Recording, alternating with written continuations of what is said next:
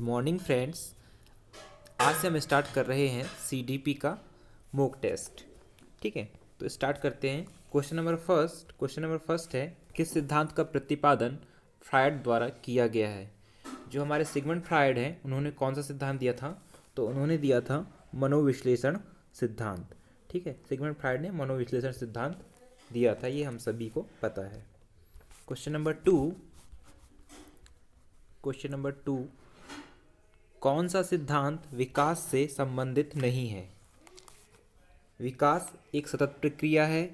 जी हाँ, ये तो बिल्कुल संबंधित है। विकास एक सतत प्रक्रिया है। विकास अंतःक्रिया का परिणाम है। विकास के विभिन्न पक्ष एक दूसरे पर निर्भर नहीं करते। ऐसा तो हम बिल्कुल नहीं बोल सकते कि विकास के विभिन्न पक्ष एक दूसरे पर निर्भर नहीं करते। विकास सामान्य से विशिष्ट की ओर अग्रसर होता है, बिल्कुल सही है। तो इसका जो राइट आंसर हो जाएगा वो हो जाएगा क्वेश्चन नंबर 2, कि विकास के विभिन्न पक्ष एक दूसरे पर निर्भर नहीं करते हैं, ऐसा हम नहीं बोल सकते। क्वेश्चन नंबर 3, प्रगतिशील शिक्षा में बच्चों को किस प्रकार से देखा जाता है? जो प्रगतिशील शिक्षा होती है उसमें बच्चों को हम किस प्रकार से देख सकते हैं? खाली स्लेटों के रूप में। भैया हम यहाँ पे प्लूटो की बात थोड़ी कर रहे हैं तो हम खाली स्लेटों के रूप में देखेंगे नहीं।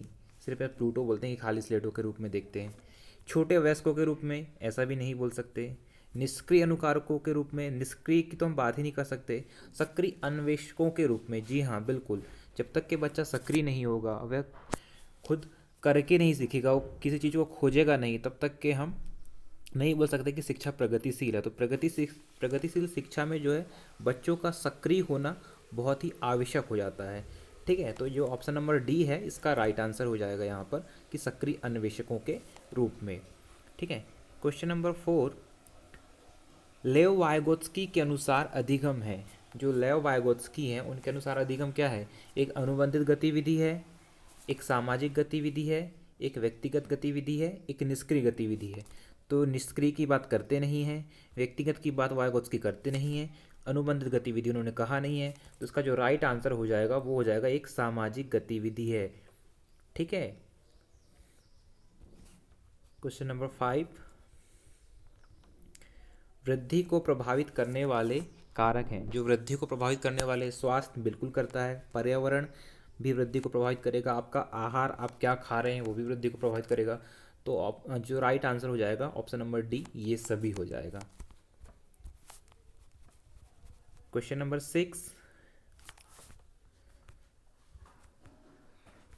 6 जो है वो हमने तारक मेहता का उल्टा चश्मा से लिया है। जेठालाल तर्क देता है कि भाषा विकास व्यक्ति की नैसर्गिक प्रवृत्ति से प्रभावित होता है, जबकि बबीता महसूस करती है कि यह परिवेश से प्रभावित है। जेठालाल और बबीता के बीच यह चर्चा किस विषय में है? जेठालाल क्या कहता है कि भाषा विकास व्यक्ति की नैसर्गिक प्रवृत्ति से प्रभावित है, और बबीता क्या कहती है? बबीता महसूस करती है कि यह परिवेश से प्रभावित है। तो यहाँ पे हम जो बात कर रहे हैं जेठालाल और बबीता, इनके बीच जो चर्चा का विषय है, चुनौतीपूर्ण तथा संवेदनशील भावना ये नहीं है, स्थिरता अस्थिरता पर बहस भी नहीं है, सतत तथा असतत अधिगम भी नहीं है। ये बात कर रहे हैं प्रकृति तथा पालन पोषण पर वाद विवाद, इस विषय पर ये चर्चा कर रहे हैं दोनों। ठीक है, क्वेश्चन नंबर 7, मानसिक संरचनाएं जो चिंतन के निर्माण प्रखंड है, इसके लिए पियाजे ने किस शब्द का प्रयोग किया है? तो इसके लिए जो पियाजे ने जिस शब्द का प्रयोग किया है वह स्कीमा।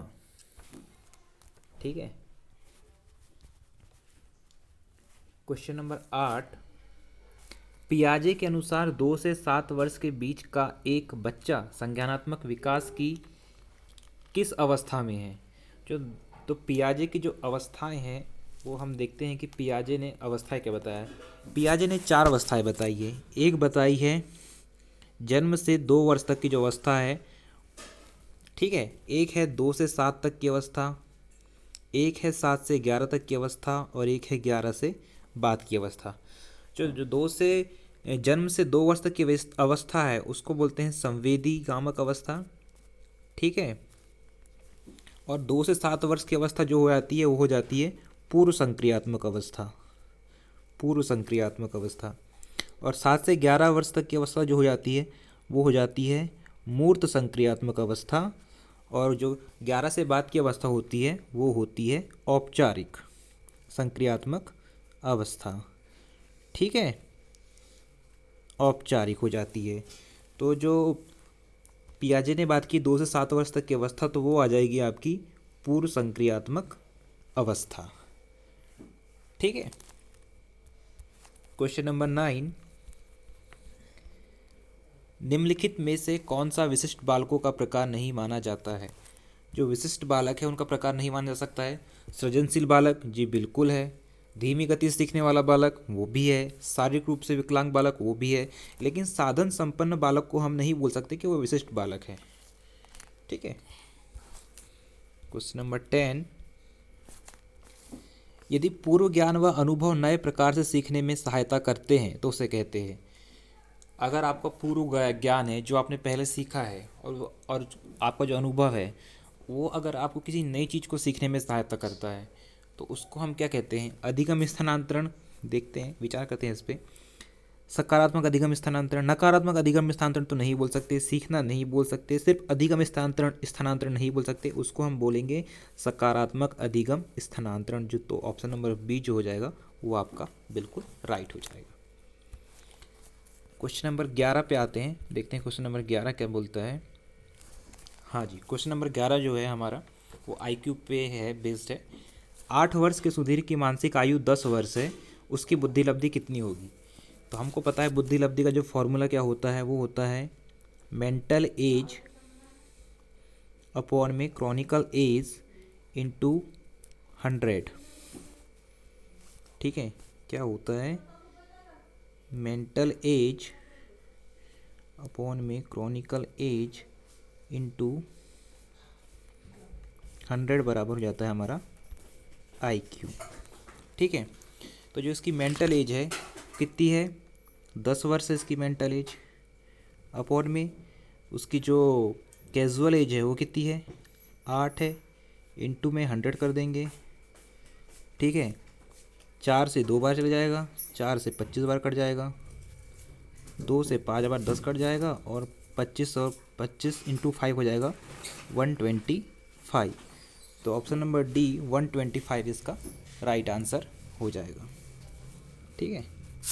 ऑप्शन नंबर 12 की बात करें, यदि विद्यार्थी पाठ में रुचि न लेते प्रतीत हों तो शिक्षक को चाहिए कि वह, अगर जो आपके विद्यार्थी हो पाठ में रुचि नहीं ले रहे हैं, आपको ऐसा लग रहा है कि वो रुचि नहीं ले रहे हैं, तो आपको क्या करना चाहिए एज अ टीचर के रूप में? कक्षा से चले जाए? नहीं, ये कोई समस्या का समाधान नहीं होगा। अवकाश की घोषणा कर दे? ये भी कोई समस्या का समाधान नहीं होगा। कक्षा में कोई अन्य कार्य प्रारंभ कर दे? जी नहीं, बल्कि हमें शिक्षण विधि को बदल देना चाहिए, हमें कोई दूसरे शिक्षण विधि का प्रयोग करना चाहिए जिससे कि विद्यार्थी जो है पाठ में रुचि लेना शुरू कर दे। क्वेश्चन नंबर 13, एक शिक्षक, ये बच्चों हैं, बच्चों द्वारा की गई छोटी छोटी गलतियों पर क्रोध प्रकट करता है, यह इंगित करता है कि वह बच्चे का शुभचिंतक है। अरे अगर क्रोध प्रकट कर रहा है तो शुभचिंतक कैसे हुआ? नहीं हो सकता। वह कुंठित है, ये भी नहीं बोल सकते। उसमें ज्ञान की कमी है, ये तो बोल नहीं सकते कि उसमें टीचर में ज्ञान की कमी है, ऐसा नहीं बोल सकते हम। बल्कि हम ये कह सकते हैं कि वह संवेदनात्मक रूप से संतुलित नहीं है, ये इसका राइट आंसर हो जाएगा। ठीक है। क्वेश्चन नंबर 14 क्या बोल रहा है कि कौन सा वस्तुनिष्ठ प्रश्न है? ये प्रश्न है, गलत टाइप हो गया। कौन सा वस्तुनिष्ठ प्रश्न है? निबंधात्मक प्रश्न वस्तुनिष्ठ है क्या? नहीं। लघुत्तरात्मक प्रश्न वस्तुनिष्ठ है क्या? नहीं। मुक्त उत्तर वाला प्रश्न, ये तो मुक्त उत्तर वाला प्रश्न तो वस्तुनिष्ठ हो ही नहीं सकता। सत्य या असत्य, ऑप्शन नंबर डी जो है ये इसका राइट आंसर है कि सत्य या असत्य एक प्रकार का वस्तुनिष्ठ प्रश्न है। ठीक है। क्वेश्चन नंबर 15,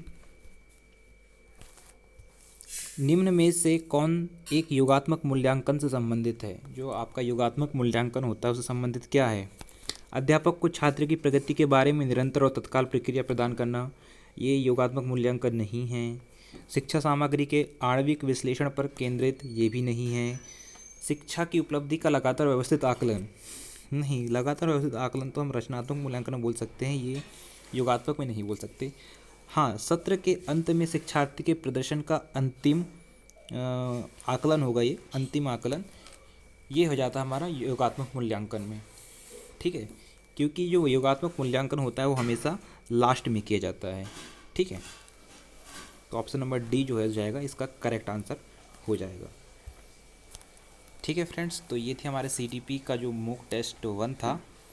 हम जल्द ही अब अगला जो मूक टेस्ट है देखते हैं किसी और सब्जेक्ट का बनाएंगे, ईवीएस या मैथ्स पेडागोजी, तो में से किसी एक का।